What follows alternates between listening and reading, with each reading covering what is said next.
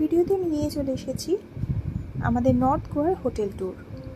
North গোয়াতে আমরা যে হোটেলে ছিলাম সেই হোটেলের নাম ছিল হোটেল কোয়ান্টা দ্য ব্রাঙ্কা। এটি একটি 3 স্টার হোটেল। আমাদের রুম ছিল 3rd ফ্লোরে। এই হোটেলে লিফট অ্যাভেলেবেল ছিল। আর হোটেলটার লোকেশন ছিল বাগা বিচ থেকে 200 মিটার, কালাঙ্গুটে থেকে 800 মিটার দূরে, মানে মোটামুটি দুটো বিচই ওয়াকিং। করিডোরে এখানে একটা সোফা এবং একটা টি টেবিল ছিল, চাইলে এখানে বসে চা কফি কিন্তু খাওয়া যেতেই পারে। এবার আমি চলে যাই আমাদের রুমের দিকে।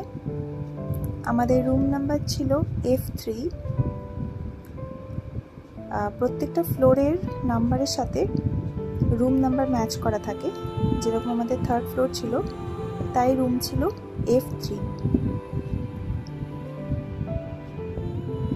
রুমে বেশ সুন্দর একটা সোফা ছিল এবং তার সাথে একটা ছোট্ট টি টেবিল ছিল,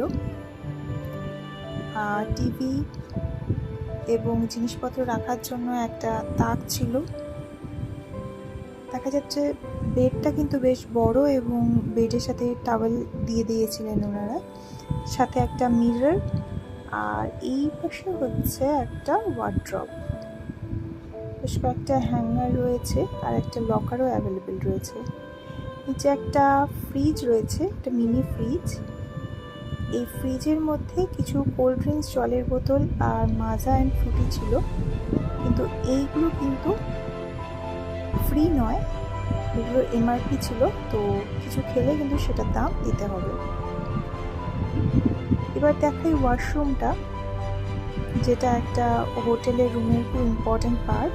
ওয়াশরুম ভালো হলে কিন্তু হোটেলে থাকা খুবই ইজি হয়ে যায়।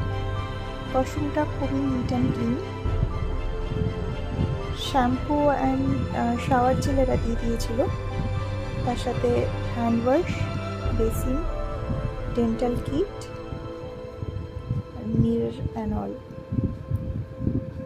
তো ওয়াশরুমটা বেশ ভালো। এপাশে একটা ডোর আছে, এটা মোস্ট প্রবলি ব্যালকনির ডোর।